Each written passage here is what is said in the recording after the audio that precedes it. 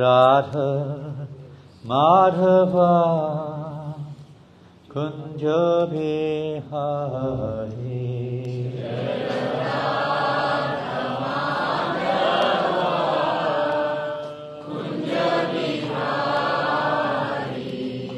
Gopi Jana Vallabha Girivardhari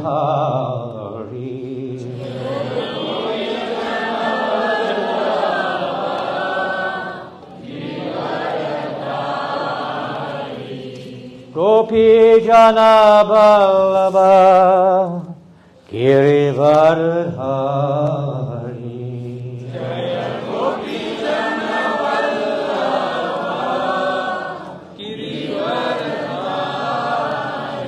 Yashodanandana Brajadana Ranjana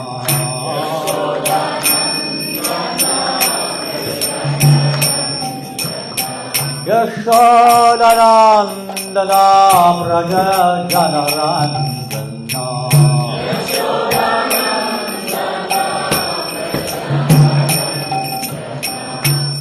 Ramuna Dhira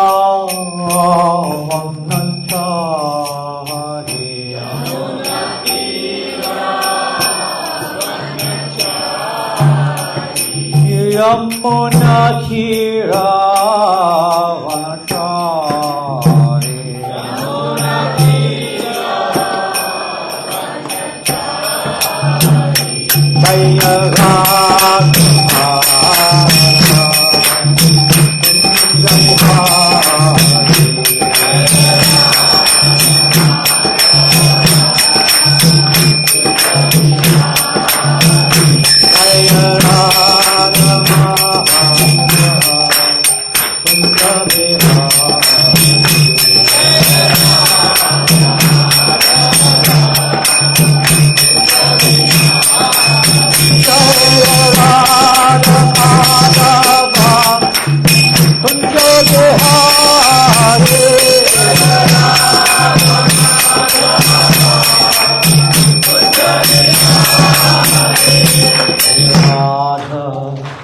Madhava Kunja Bihari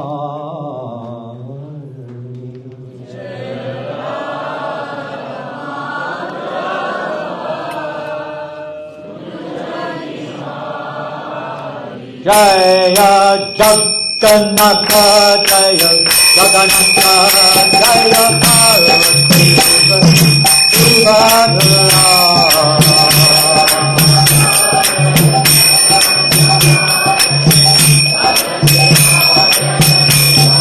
Jaya Prabhupada, Prabhupada, Jaya Prabhupada.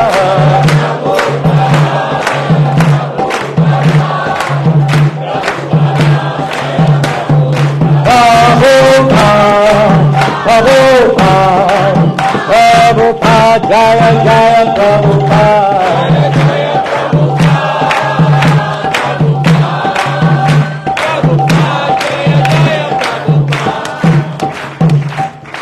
Prabhupada ki, Ki Jagannath Baladev Subhadra ki, Ananta Kota Vaishnav Vrinda ki, Harinama Sankirtanam ki, Ki Brihat Madanga ki. All glorious to the assembled devotees.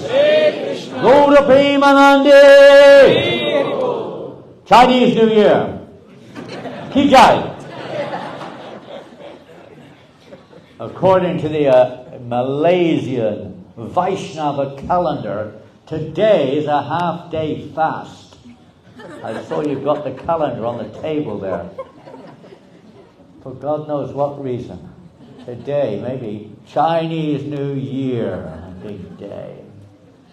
Hare Krishna. Anyway, it's good because you're all free today.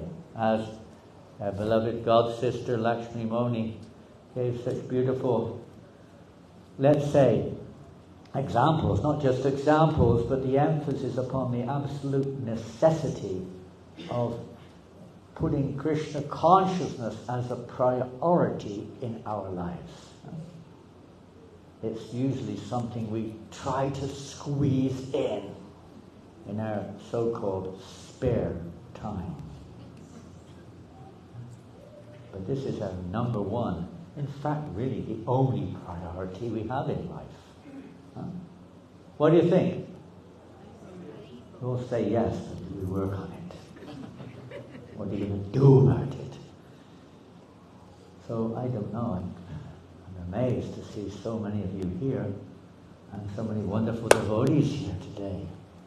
I thought just a handful of devotees maybe would just speak sort of like, informally. But now I'm kind of shy after hearing from, a little bit only I heard from you just now. I was very inspired to hear that, especially the example from the Mahabharata. I was inspired to hear that you were even just going to come. I didn't even have to hear you. Ah, there you go. What to do. Hare Krishna. There's so many inspiring things in this world. Actually, devotee sees everything as an inspiration in one sense. Even the negativities. Why? Because it inspires us that we must take shelter of Krishna. How important, as Mother Lakshmi was saying, to share this knowledge, this inspiration. And not that we want to see suffering, we cry, our hearts bitterly pained. But at the same time, it's an inspiration when you see people suffering in this world, even though we know it's due to ignorance. Still, they are Krishna's parts and parcels. They are still, you could say, our brothers. So when any part of our body is suffering, how do you feel? Oh, I don't care about that. It's only my foot. The hell with my foot. You don't say that, do you? I hope not. We look after the foot. The whole body goes out of its way to help the foot. So anyway, I was thinking, I hope it's in the bag, Nectar of Devotion. Going to get a bit philosophical now after the realistic presentation. I don't know what the whole class was about, but it was pretty practical, the end part of that class. Yeah? How important it is to apply this in our lives, especially in the world of education. Because Lakshmi Moni has been an educator her whole devotional life, more or less, I would say. So the education of children and people in general, spiritual education, were combined with necessary material education, but not more than necessary, is a very absolutely required aspect of first duty of human society, basically. So, I kind of feel a little bit impractical maybe, but let's try to say another aspect of education. You can only give what you've got.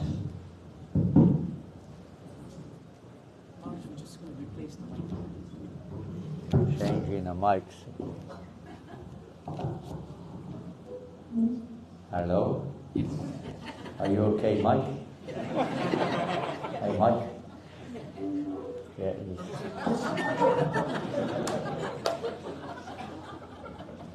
Whoop. I didn't think. Whoop.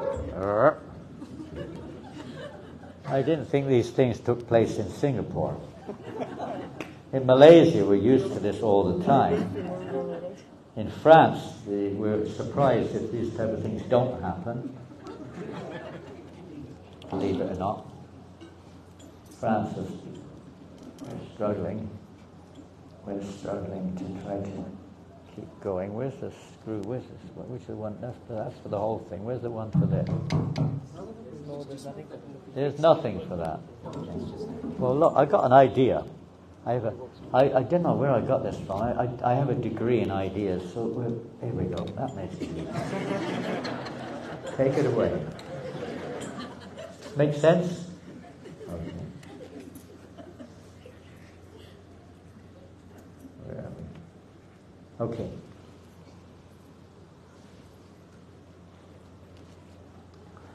Vande Rupa Sanatana Raghujago Sri Jiva Gopalako Vande Rupa Sanatana Raghujago Sri Jiva Gopalako Lokanam Hitakarino Tribhuvane Manyo Sharanyo Karo. Oh my God, you're quick.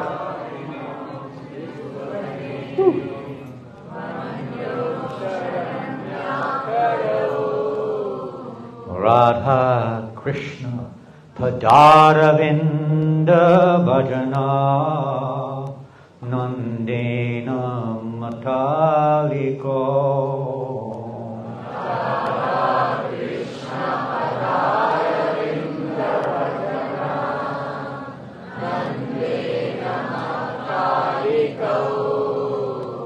Vande Rupa Sanatano Raghujago Sri Jiva Gopalako Vande Rupa Sanatano Raghujago Sri Jiva Gopalako. I offer my respectful obeisances unto the 6 Goswamis, namely Sri Sanatan Goswami, Sri Rupa Goswami, Sri Raghunath Bhatta Goswami, Sri Raghunath Dasa Goswami, Sri Jiva Goswami, and Sri Gopala Bhatta Goswami, who are very expert in scrutinizingly studying all the revealed scriptures with the aim of establishing eternal religious principles for the benefit of all human beings. Thus they are honored all over the 3 worlds, and they are worth taking shelter of because they are absorbed in the mood of the gopis and are engaged in the transcendental, loving service of Radha and Krishna. Well, there's a lot could be said just about that alone, isn't there? But we'll leave that to the side, except to say we can now understand why they're worth taking shelter of. As Srila Prabhupada has mentioned on several occasions, they are our Siksha Gurus. They are giving us eternal instructions to bring us to our eternal destination. So in that way, they're worthy to take shelter of. But we'll leave it at that because it's a big topic. This year marks, and in fact I think it's in, what is the date today? 10th. Maybe in 2 or 3 weeks' time is the 150th anniversary of the appearance day of His Divine Grace, Srila Bhakti Siddhanta Saraswati Goswami Maharaj, Srila Prabhupada. Srila Bhakti Siddhanta Saraswati Goswami Maharaj, Srila Prabhupada Ki! Jai! I wasn't loud enough. One more time. Ki! Jai! Ki! Jai! I hope you're doing something nice here. Yes, Good. 29 February. Pardon? 29th? So try to make some, around that period of time, some wonderful arrangements. He is our Paramaguru, Paramaguru Siksha, but he is the, you could say, the force behind this movement. Projecting Srila Prabhupada around the world to spread this movement everywhere. When Srila Prabhupada took initiation in 1933 in Allahabad, Srila Bhaktisiddhanta Maharaj informed him, and Prabhupada said actually he encouraged all, but particularly he told me, study regularly, daily, this Bhakti Rasa Amrita Sindhu. Some of you may have read it, some of you may not have read it. Some of you may have it, some of you may not have it. How many of you have this book in your home or wherever you live? Many of you don't have it. I mean, well, maybe you can't see it. It's called The Nectar of Devotion in English. Perhaps you have it in other languages. Please get it. If you don't, you have copies available? Yes, sir. We do. Good.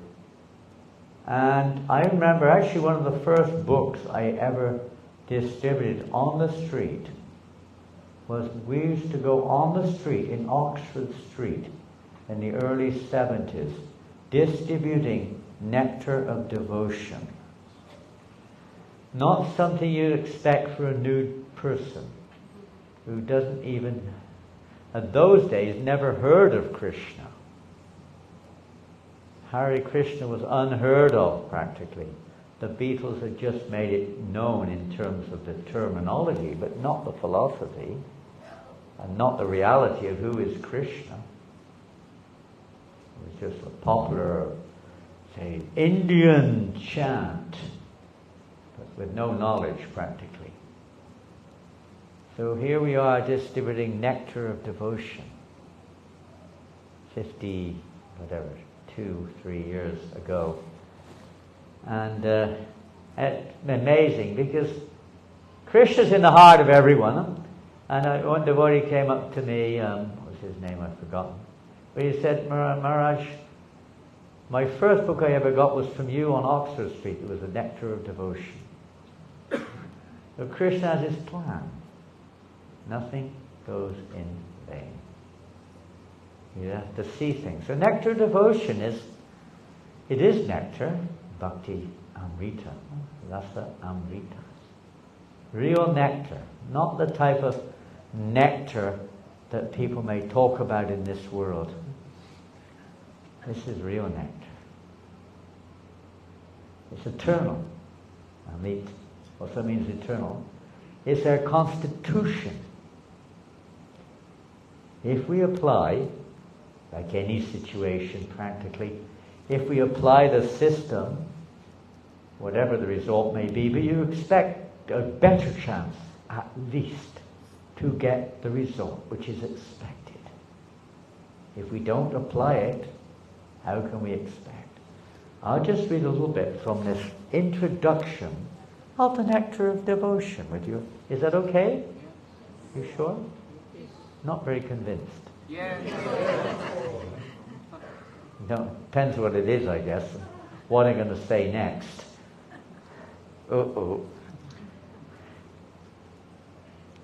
So, we're not going to go through the invocation and the introduction in terms of the historical or even the attitudinal aspect of approaching subject matters, especially of a spiritual nature.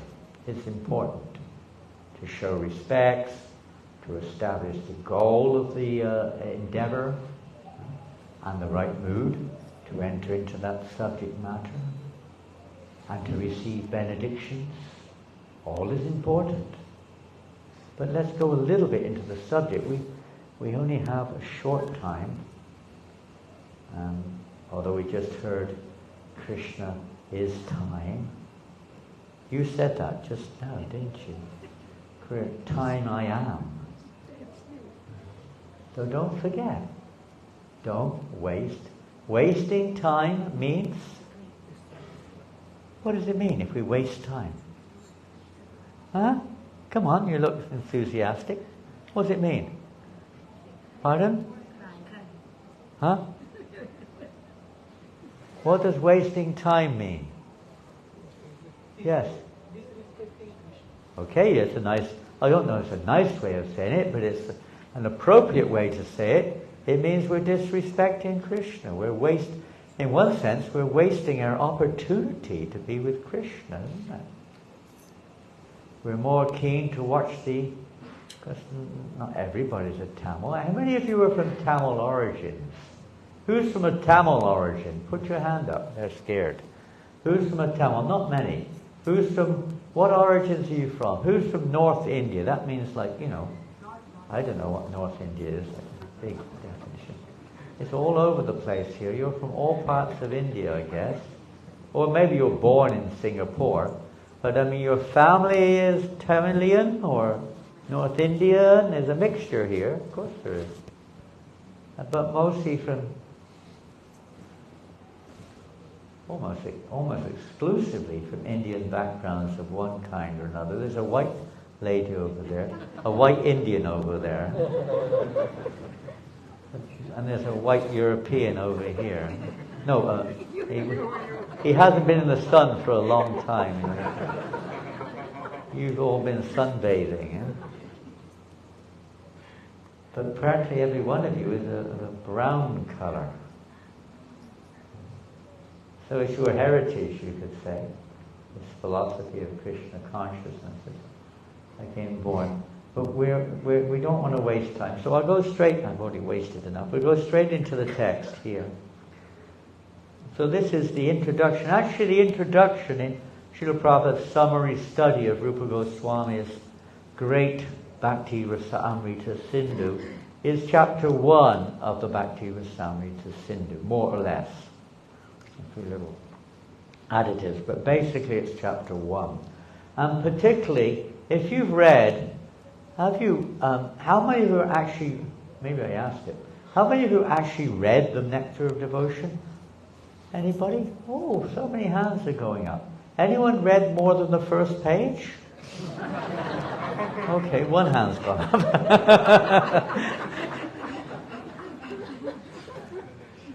I asked that question of the Bhagavatam. How many of you read the Bhagavatam? I asked maybe yesterday. Quite a few hands went up. How many of you have read 12 cantos? One hand went up. 10 cantos, 2. 5 cantos, 3. 4, 2. Down to 1 canto, a few hands went up. Most people have not even finished the first canto. How many of you have read the entire Nectar of Devotion? A few less hands. You do Bhakti Shastri here? Yes. Bhakti Shastri, they only study the first 19 chapters. And then they start again. And many devotees are like that. They get to chapter 19. Okay, that's as far as I'm going to go. And back we go. But when I joined, we were reading, right at the end, practically speaking, incompatible rasa. Every day in the temple, we just walked in the temple. We certainly were incompatible. Incompatible rascals, not rasas, but we're listening to this topic of Bhakti Rasamrita Sindhu, elevated topics every day. Prabhupada said, if you don't understand it, we have to hear it. We have to know what our goal is, isn't it? You have to know the goal. If you don't know what the goal is, of course you're cricket players here. You're Indians. You're all cricket fans, is it? You play cricket? One not in there. The others are trying to be good boys. Mothers, ladies, do your husbands watch cricket? Quite a lot of them are nodding their heads like this. The truth is out.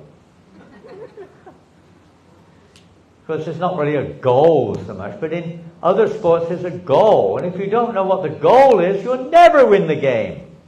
By chance, maybe someone would kick it in the wrong direction and it goes in the goal. But it's very unlikely you'll win. You don't know what the goal, you have to know what the goal is. And head for the goal. Focus on the goal. All obstacles become, opportunities towards that goal. Enthusiasm. Nectar of devotion, Prabhupada said, is like our, what is it? Goal? Goal? Is that what you said? Could say that. But in terms of the text, what did Prabhupada say this nectar of devotion is? Our? The Christians have a Bible. So Prabhupada one time said, this is our Bible. It's our Bible. We should know it. Especially, at least we're on the beginning stage, but at least we should know the beginning stage. And we should know the goal. We don't stay in the beginning stage. Maybe some of you have a house. Anyone has a house here in Singapore? An actual house. Not many people have houses in Singapore. Usually it's an apartment, isn't it? But if you have a house, let's take a normal house. You build a foundation. Do you live in the foundation? Okay, that's it. Just put a tent up in the foundation, finished. Save a lot of money. But you don't live in a foundation, do you? You make a house, you build it, but you have to have a foundation. Without the foundation, the house will not stand. Foundation must be there. So Nectar of Devotion basically shows us from A to Z, how to make the foundation, and what the house, how to build the house, how to enter into the house and stay in the house. So at that point, I'll start reading. I don't know if you can find it, because if you have a search mode, you might. The authorized descriptions of bhakti, or devotional service, following in the footsteps of previous acharyas, can be summarized in the following statement by Srila Rupa Goswami. So this is one of the foundational verses, sometimes known as the Paribhashya Sutra. In the Bhagavad Gita, there is a verse which is the essential verse of the Bhagavad Gita. In the Srimad Bhagavatam, it means the essential verse which basically captures the essential goal and the practice simultaneously to reach the goal. What's the essential verse of Nectar of Devotion? Oh, you may have it on the board. I don't know where you're at. You're giving the game away. That's one of the problems with modern technology. You don't have to learn anything. You don't have to remember anything. You can attest to this. When I joined, we had no modern technology. In fact, the temple I joined in, there was only one copy of Nectar of Devotion when I first came. Then some came for distribution. There was only one copy of Krishna book, even only one copy of Srimad Bhagavatam. If you didn't attend the classes, and there were 6 a day of those, 6 classes a day, you didn't know what it was about, because that was your only chance to hear it. So you really listened. You really tried to hear and try to imbibe what it's saying, And now you kind of take it for granted. Books are old-fashioned. Books are even old-fashioned. Now you just walk around with your mobile phone, and it's supposedly everything's on there. You can get a little lazy sometimes. So, who knows what this Paribhashya Sutra, the most essential verse, the foundational verse, as a clue is given, of course, there in English. The most famous, perhaps the most famous, but certainly the essential verse of Nectar of Devotion, foundational verse. And it also captures the objective goal. Who knows this verse? Yes, Prabhu.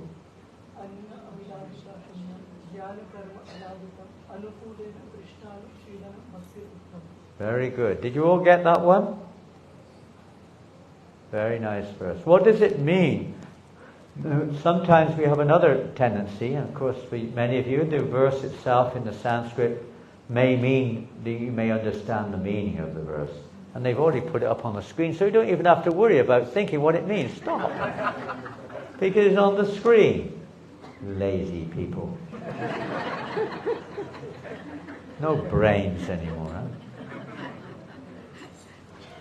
in the beginning of ISKCON, in one of the early days when Prabhupada was in New York, he asked the new Bhaktas, back to Bruce, Steve, Bruce, you know what the 26 qualities of a Vaishnava are? Steve, you can hear. I don't know what names Prabhupada was giving. Ray, different names. Nobody answered what the 26 qualities of a devotee are. And then one very bright young man said, they're in the book, Srila Prabhupada. Very good, Prabhupada said, but you have to learn them. You have to know what they are. You can't just say they're in the book. Why are you asking me? You read the book. Lazy. So, it was kind of given here, but oh gosh, look at that. Oh my goodness. Oh dear, I can't even read it from here. So you can see what it means, isn't it? Are we going to live by this? Are we going to apply it? Yes or no? Good question. There's a few points there, aren't there? I can't see what exactly you've got up there. There are different. When first-class devotional service develops, one must be devoid of all material desires, knowledge obtained by monistic philosophy, and creative action, the devotee must constantly serve Krishna favorably as Krishna desires. Krishna desires. Well done. Did very well, Devaki. That's why you're a GBC.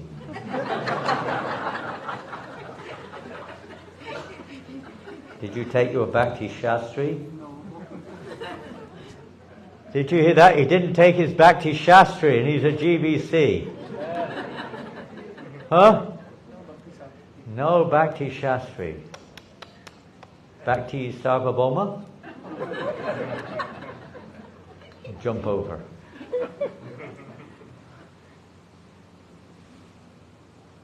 So many points are there. Actually, it's not a complete development of what we could say about this verse by any means. The next section of this commentary of Srila Prabhupada's summary breaks it down a little bit more detailed, but we don't have time to go into too much detail. But I'll just read some of it.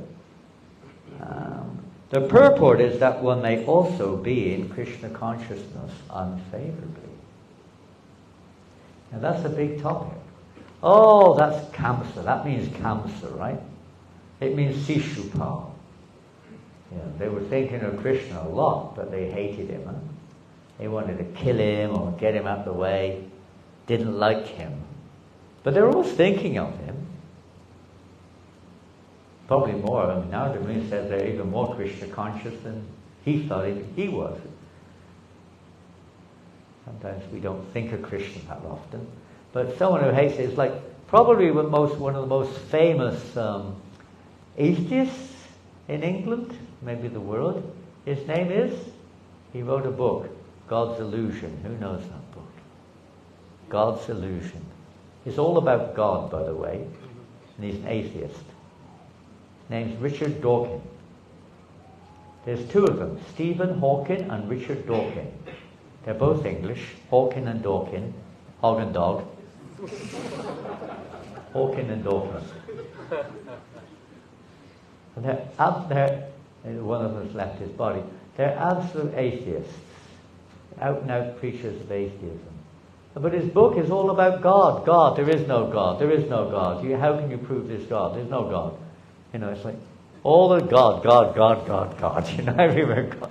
He doesn't say Krishna, but the concept of a supreme being, you know, they're terrified by this concept. So they're negative. Kind of a God consciousness, but negative. Huh? Ultimately, there's some benefit from that. But that's not pure devotional service. That's not what, as we see clearly here, that cannot be counted as pure devotional service.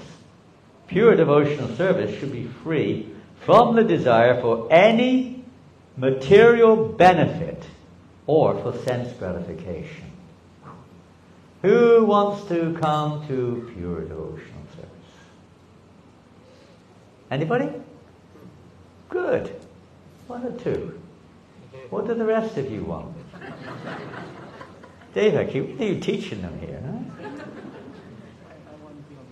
Yeah, Dave wants pure devotional service. So, to really receive that, how do you get pure devotional service? Where do you get it from?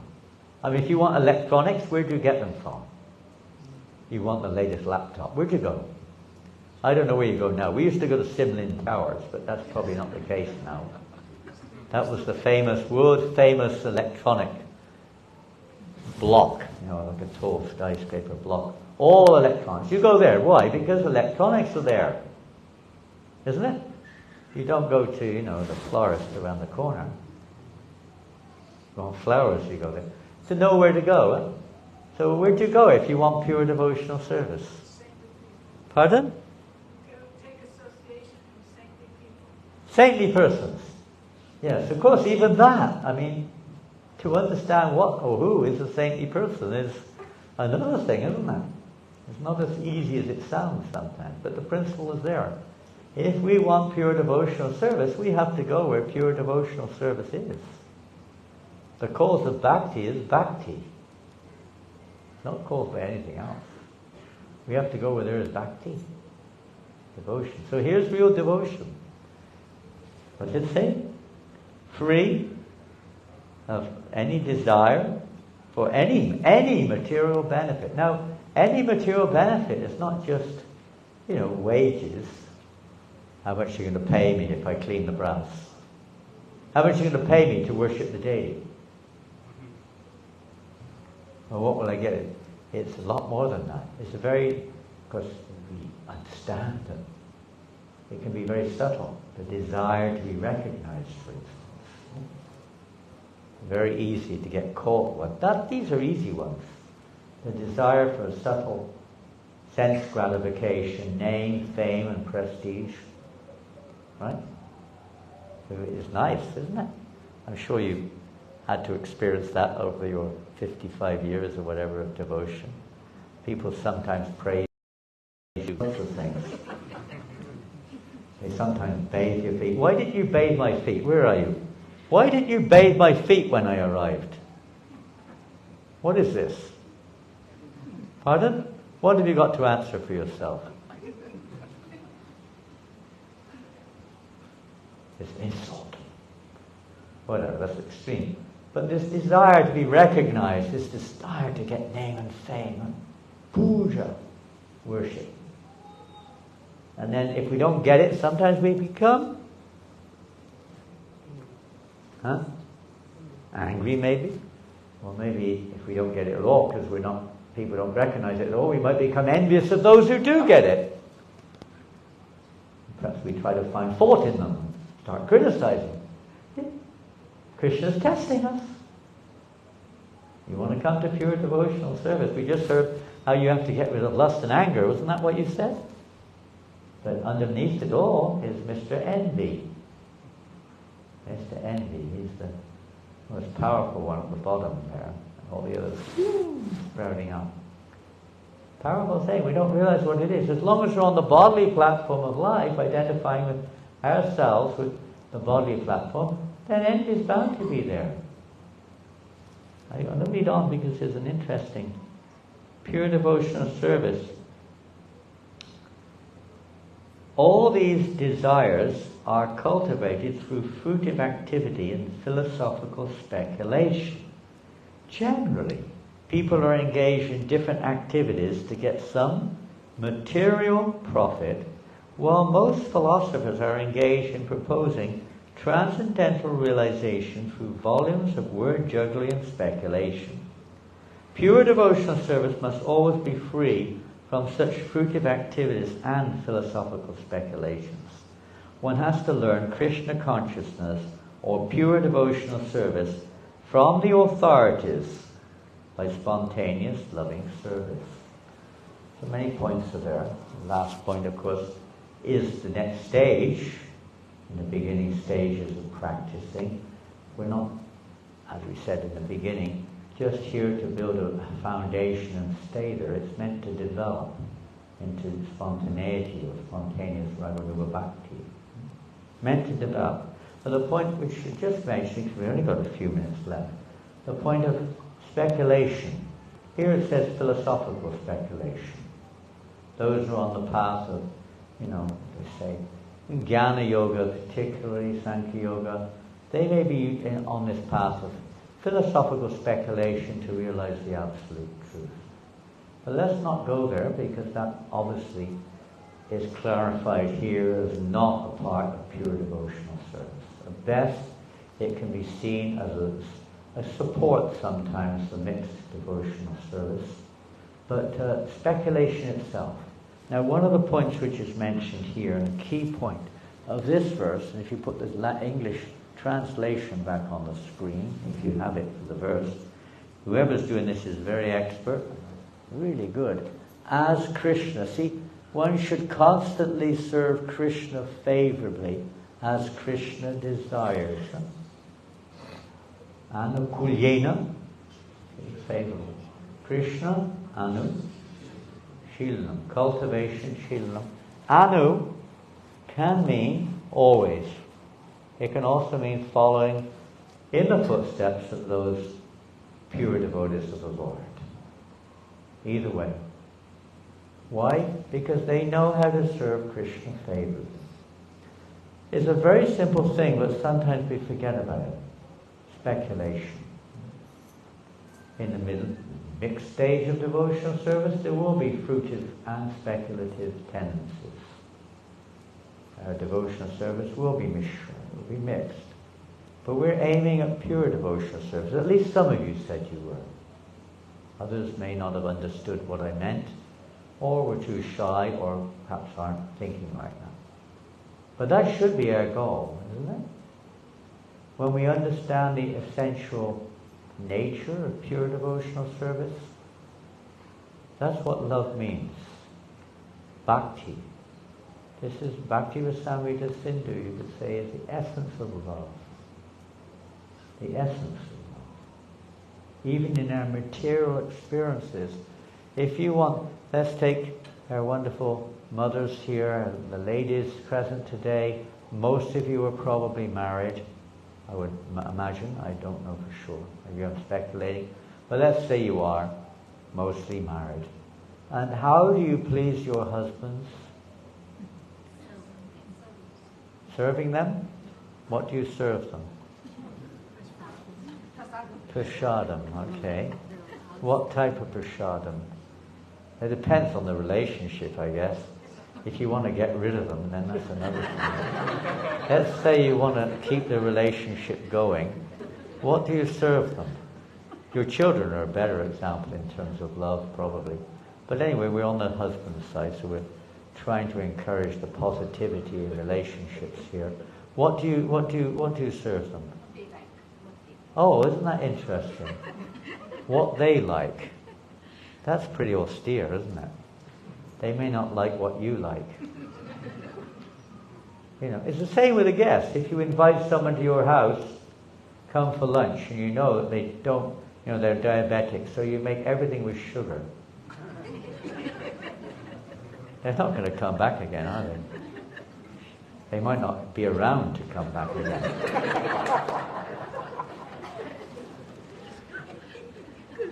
You try to find out. But you don't just speculate, do you? Oh, you just, your own sensing. I love pizza, therefore I'll make 50 types of pizzas for lunch. And your husband hates pizza. You have to, don't speculate. Or you don't just cook it because you like it. So sense gratification, speculation. No, you inquire, right? Following into an authority means inquiring from that. Inquiring. What should I do? How can I, whatever condition I'm in, become pleasing to Krishna? Isn't it? What do you think? Yes or no? Yes. He was right. He gave the right answer. Well done. Yes. You try to find out. Where do you find out? Huh? From? Scriptures, yes. And even then, you will find in the scriptures numerous seeming contradictory instructions. Pardon? That's why they need saintly people. Exactly. And then we quote a saintly person, but that saintly person may be giving an instruction. That's why you see Srila Prabhupada sometimes. Prabhupada said this here, and he said something different there on the same topic. Because the situation is different. The person is different. The time is different. Circumstance. Saintly persons are not machines. They're not Google gurus. Press the Google button. You know? Anything you want to know, press Google Guru. Google Guru, Uvacha.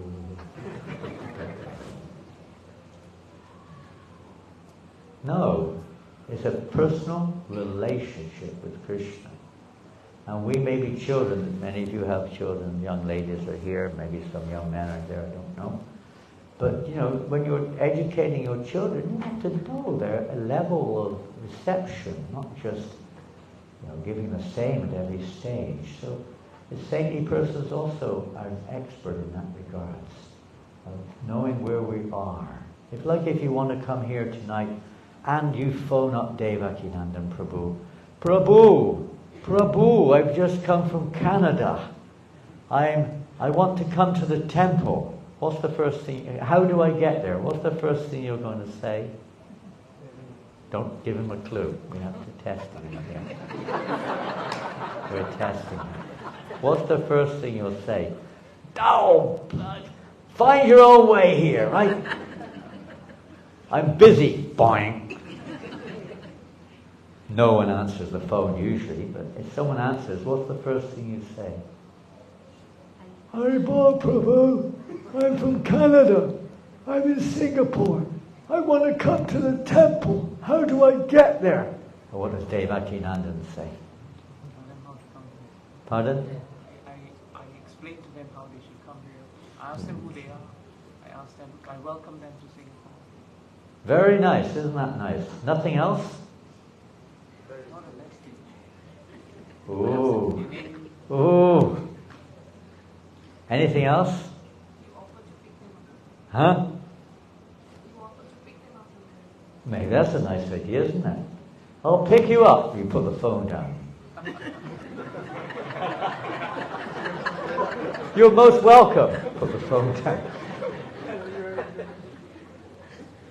Welcome to Singapore. Boing. What's the first thing you ask them? Where are you? How will I get here if I don't know where I am? You might think you're at the airport and I'm at the railway station. You've got to know where a person's at, isn't it? Whether it's a child or whatever. Doctor. Know where the person's at. Then you can start to help, maybe, hopefully. Give some guidance how to reach the common goal. Krishna, Radha Krishna, love of God. So we follow Anu. Shila. Cultivation, not by speculation, not with a material fruited intention, but how this can become pleasing. Pleasing to? Huh? Radha and Krishna. Krishna. Become pleasing to Krishna.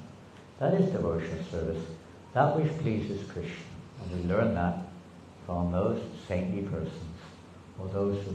Saintly persons can be misinterpreted also because even the Mayavadis, in one sense, can be seen as saintly persons, in one sense.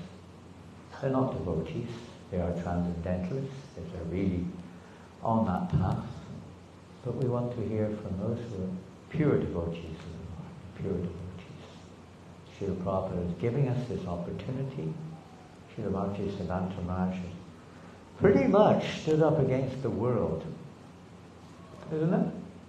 He lived a very challenging time. He practically challenged the world. Even though both Gandhi, he practically challenged them all. What is the use of all this? Even Prabhupada, when he first came to see his Guru Maharaj in 1922, Prabhupada was sympathetic towards Gandhi. And he was thinking that, India needs to be independent. Challenged Bhaktisiddhanta. Bhaktisiddhanta Maharaj had nothing of it. He completely defeated it. What does this mean? There is no independence in this world. Everyone is dependent. There's no such thing as independence in this world. This message of Chaitanya Mahaprabhu is so absolutely urgent. There is no time to involve in all these other businesses. So urgent is this message. It was very strong. Prabhupada took it to heart.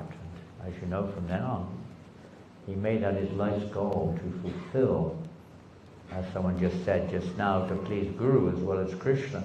Because the Guru is pleasing Krishna, and if we please the Guru, we're definitely, even more than trying to please Krishna, you are pleasing Krishna. Just like Prabhupada gives the example. I don't know who your mummies and fathers are, but if you please your child, mother and father become more pleased, isn't it? Very happy. If you want to please the man, you please the dog. Prabhupada use that example sometimes. Satisfying the spiritual master means really, I mean, it's a bona fide connection, is there? Seriously pleasing Krishna. It's very simple in that sense. Devotional service is not so complicated. It's just difficulty is let's say, applying it in our lives. The first thing is to hear what it is, in the right association, and how to apply it. Our time is overdue. I don't know what's going on there. The Prajar is late. Pardon? The Gaur Arati has been done. You can lead us in Kirtan after this. So that's fine. We I see. Yes. I thought there was Gaur Arati. Well, they told me Prashad was at 7.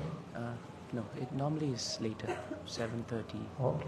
So you can lead us. I don't want to go on too long because we already heard Krishna Katha, Krishna consciousness from Matrimony. But this is just a little food for thought. Please study carefully the nectar of devotion. Step by step by step.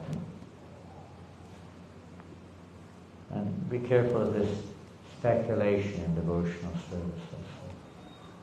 I like it like this. I think in the beginning it may be there.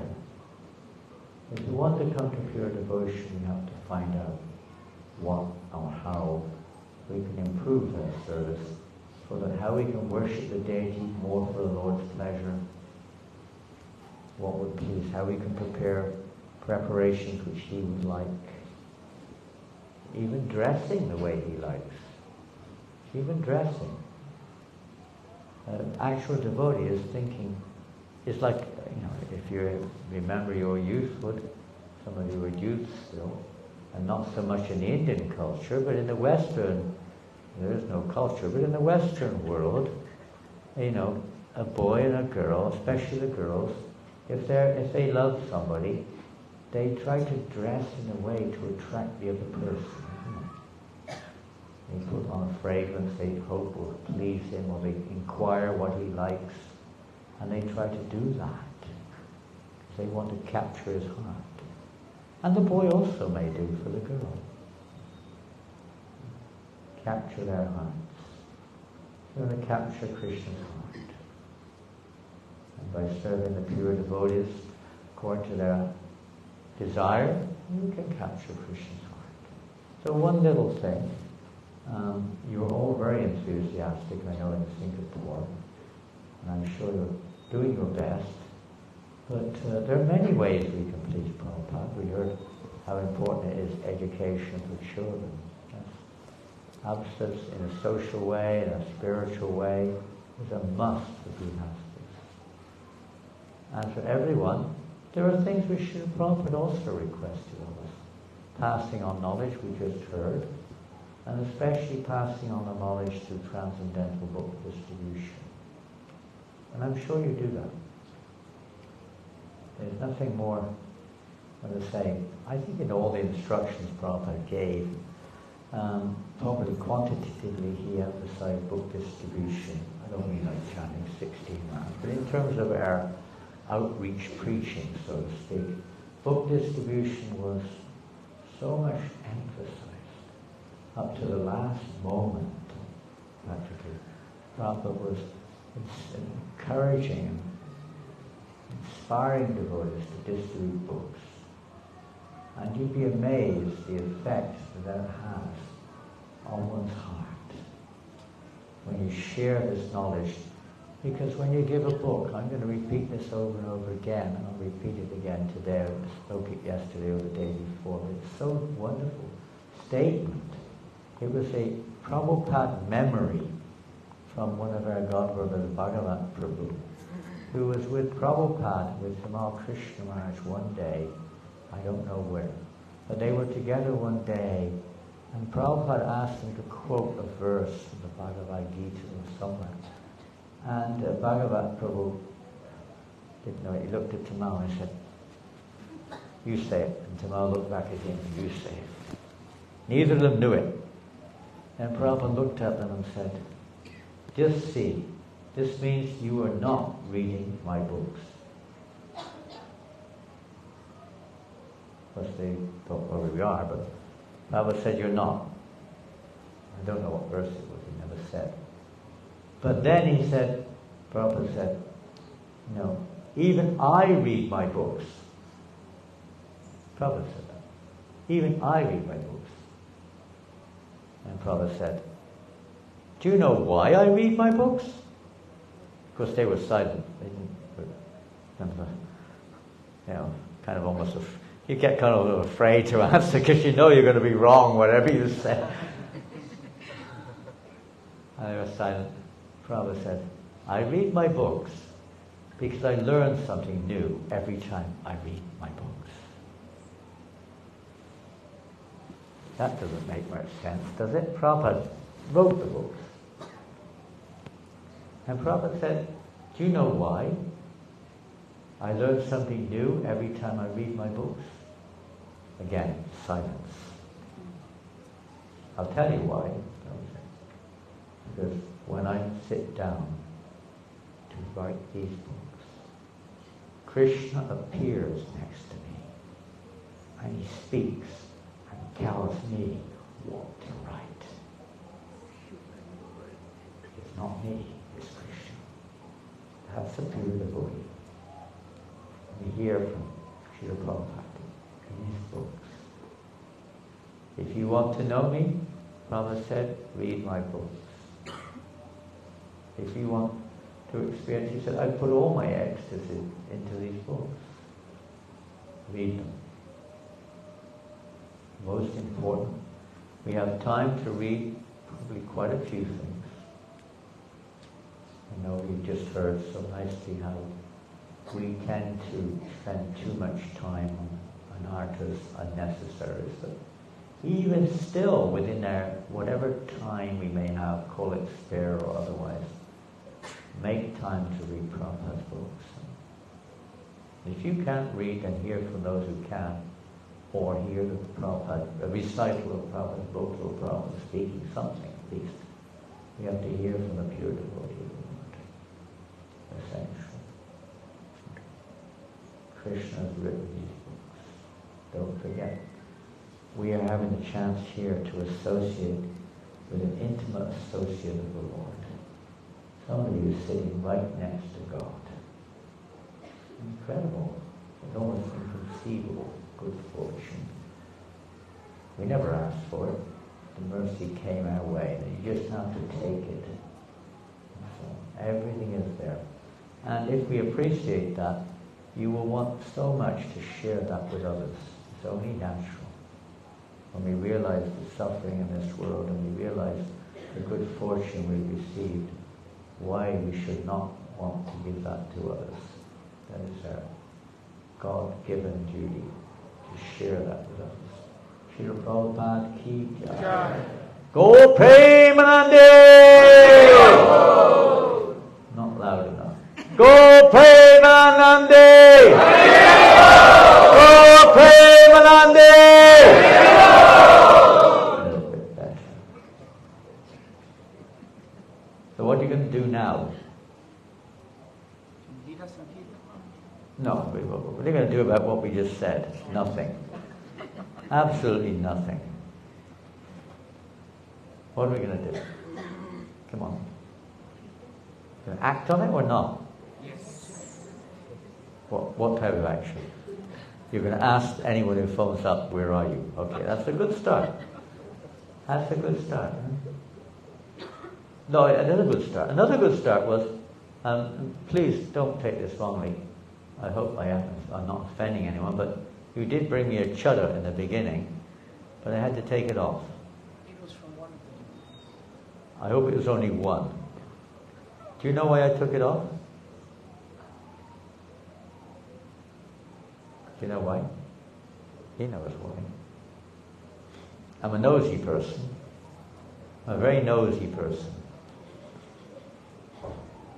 My previous life was a pig, so I have a very sensitive sense of smell.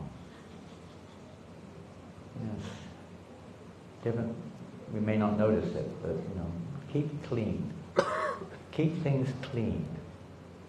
Keep your clothes clean. Don't just leave it for days, even if it is each other. Wash it. Keep it. At least it should not smell like whatever. It should be pleasant of some kind. Krishna can do anything, but we try to make things smell nice to Krishna, right? We offer nice fragrances. So devotees, keep your things clean. Prabhupada said to Kulashekar, you remember Kulashekar? We were together in England. He was the first devotee in England, and one of my, mentors when I joined. And he said, Prabhupada told me, he said, that if I learned nothing else in this movement, he said, at least learn to be clean. Be clean. Clean your body, clean your mind, clean your clothes, clean your house. Clean it up. We're cleaning up. Keep your things clean. It's a little thing, but it's a big thing also. Cleanliness is next to godliness. It's a simple little lesson. And we're talking high philosophy sometimes. We haven't got even the ABCs. Get the ABCs together. Keep clean. Regulate it if you can do that, according to your schedule. At least cleanliness is important feature. You want to come to the mode of goodness, then practice cleanliness. Srila Prabhupada ki jai. Go to bring. Okay, any questions? Complaints? Questions? Come on. I don't speak English.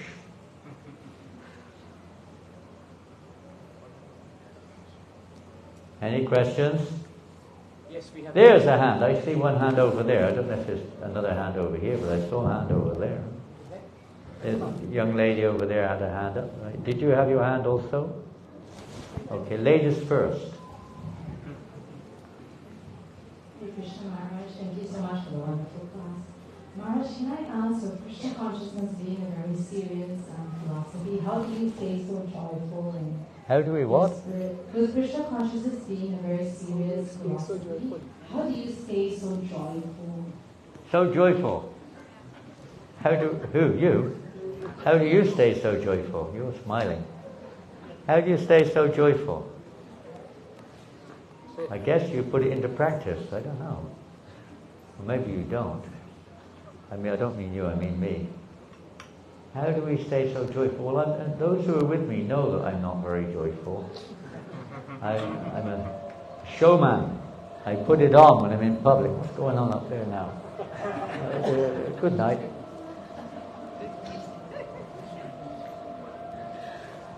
Yeah, you can be a showman also, isn't it?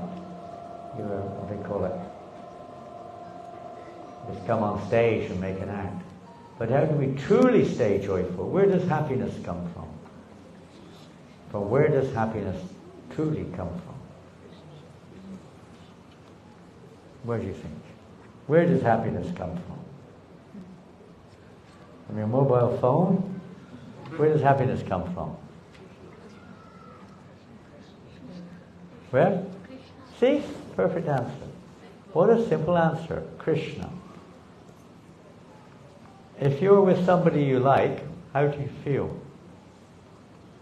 If you're with someone you like, how do you feel? You generally feel happy, isn't it? It depends. I mean, if the relationship is positive at that time, if it's negative from their side, you may feel very sad.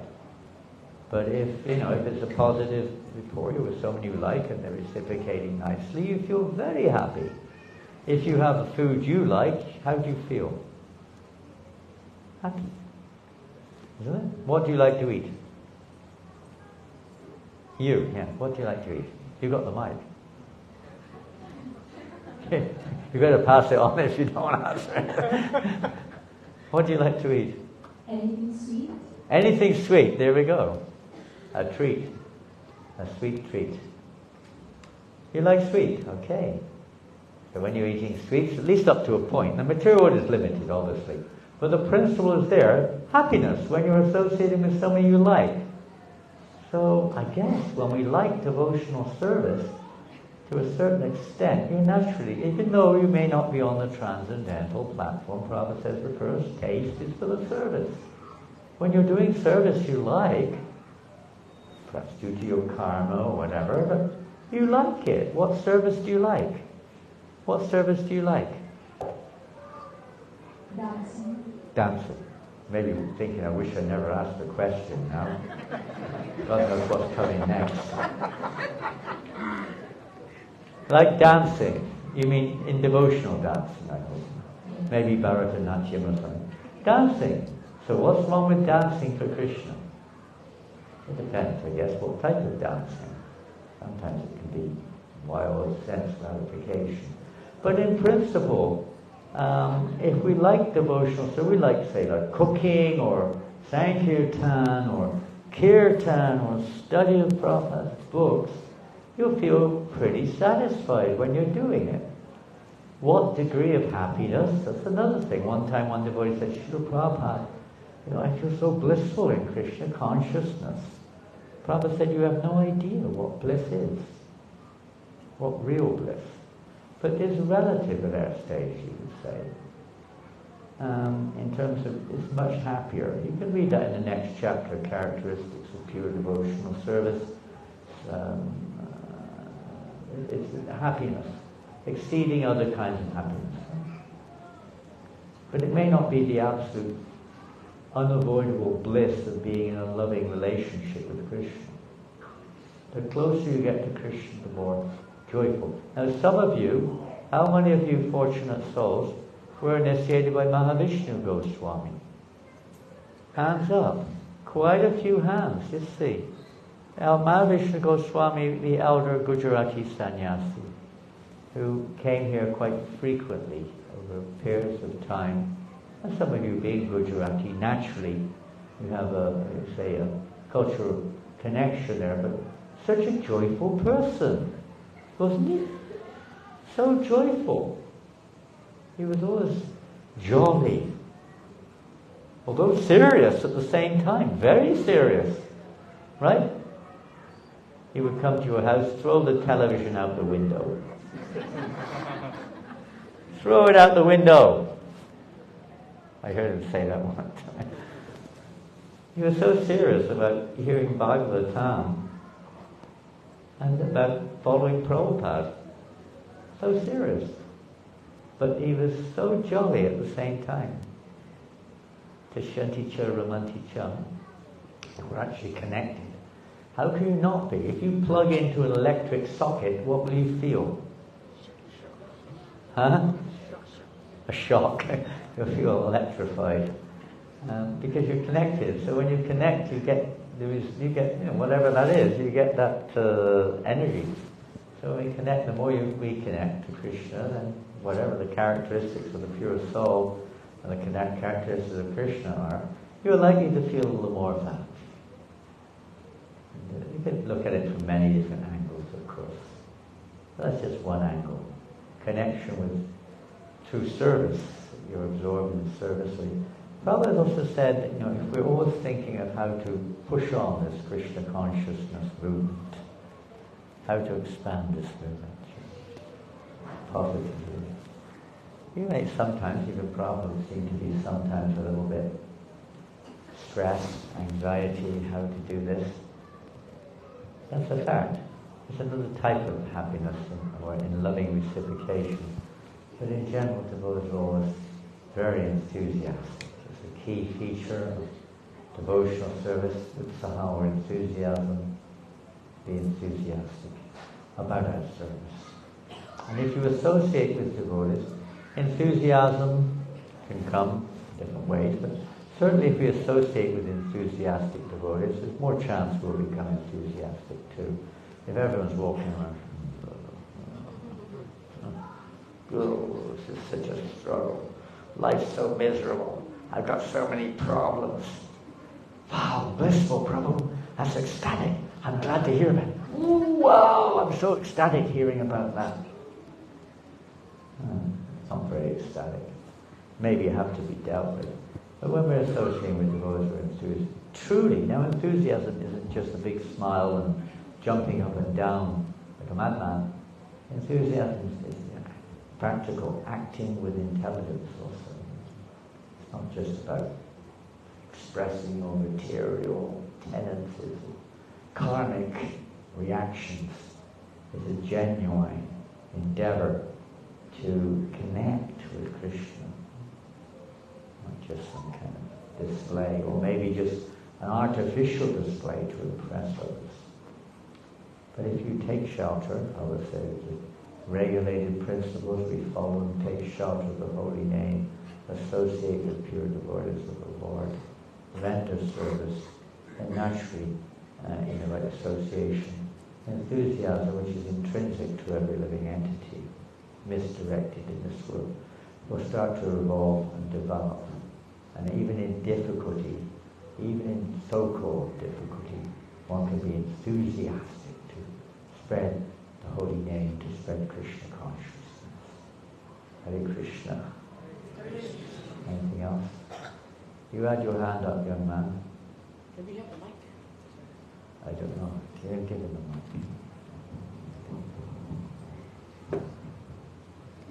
Take the Mickey.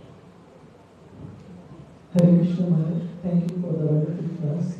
Maharaj, you were mentioning about how the pure devotional service should be devoid of fruitive results and also speculation. And you also mentioned philosophical speculation.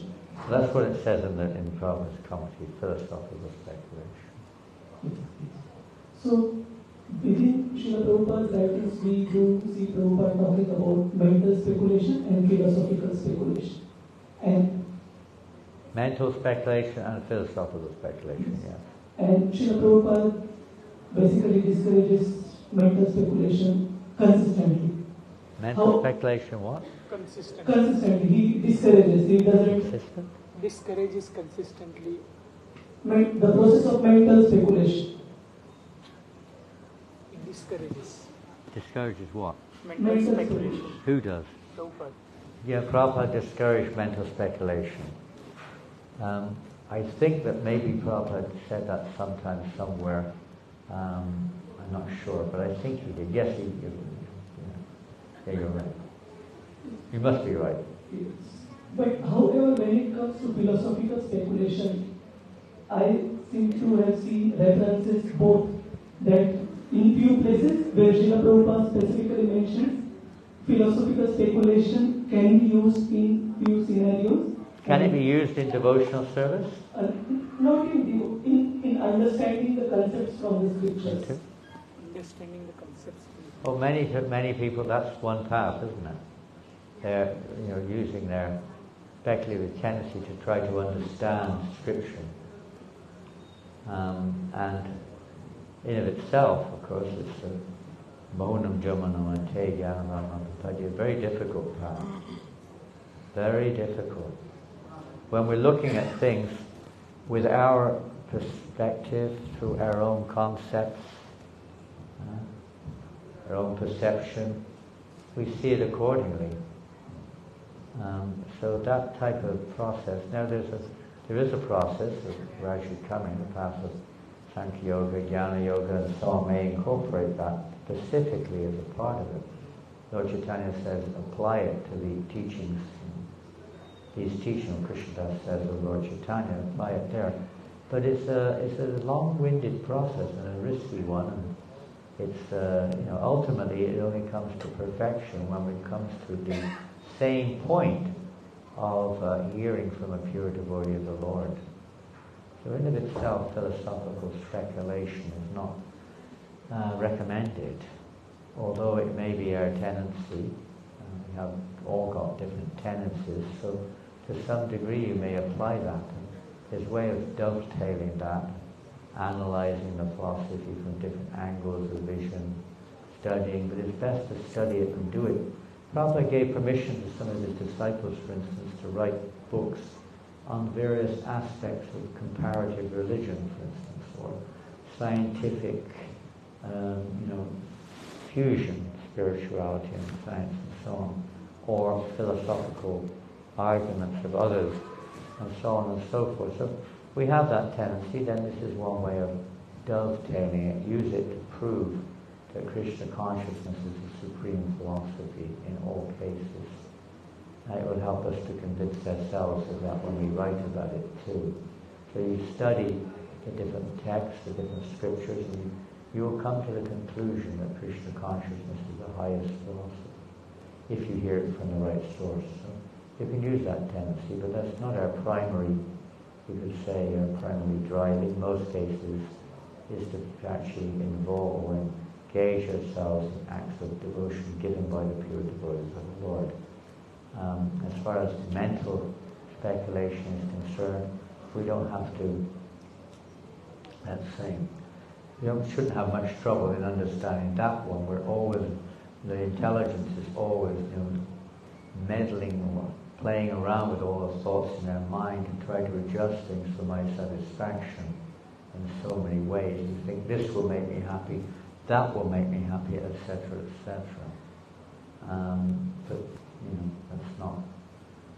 Krishna may well go along with it because we're kids on the path, and to a certain extent may reciprocate. I remember one devotee, he was our top book distributor in England at some point in the 70s, but he had very weak sadhana, very, very weak sadhana.